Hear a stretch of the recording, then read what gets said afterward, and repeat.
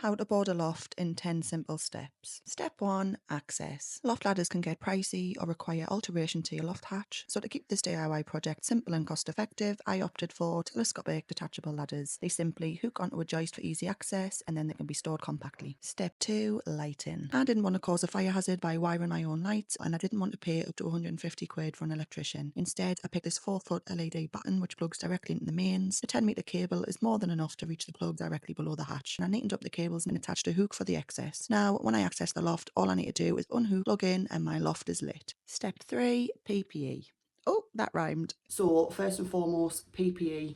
Now I want eye protection, lung protection, definitely. There's going to be loads of microfibres from the insulation floating around up there, which I do not want in my lungs, and skin protection. So I've got covered arms, covered legs, long socks. Step 4. Insulation. I'm in a UK new build, so as per current building standards, I have ample amounts of insulation. If you don't quite have the recommended 300mm depth of insulation, now would be a good time to top it up. In order to locate the joist safely, I'm gently rolling the insulation back to begin with, being careful not to squash it. New builds are built with trussed lofts now, which is where trusses are going like this. Old houses are built with sort of joists and rafters where you end up with more space. You're going to find that you can walk around and there's not like things blocking your way, but that's what makes it more difficult when you come to board it. Step 5. The raised method.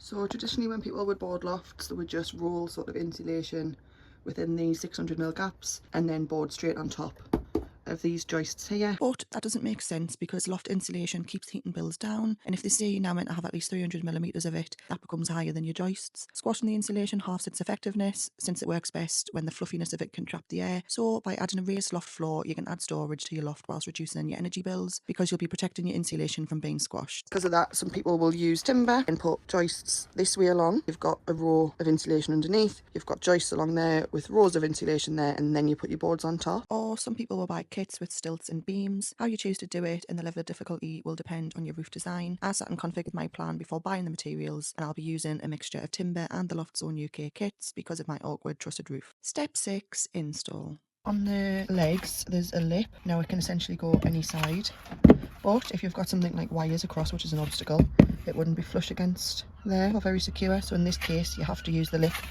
on this side and then literally just, and then you can test it and that's not going anywhere. The straight upright supports come in dead handy for near walls or perhaps around the loft hatch where the triangular shape would overlap and not fit. Manoeuvring around a loft can seem like a bit of an assault course, so roll back your insulation as you go. The first step to roll back would be once you've fitted your supports, and then the second step would be once your beams are in place to roll the second layer down. The metal beams will only slide onto these, so you wouldn't be able to just add legs once your beams are up because you can't get them underneath. I'll show you the shape. Underneath is like got lips like that, so the only way to go on is like to be slid on, and just keep repeating throughout all open areas of the loft where the height of the supports and the metal beams will fit without being obstructed with the above trusted roof struts. Obviously the leg system is great on open areas, but because I've got a trussed roof, these legs will not get in near the middle there, and I would not want such a length of loft board to reach from like beam there all the way over there because that's quite a distance, weakening the board. So these beams are literally going to be attached to these bits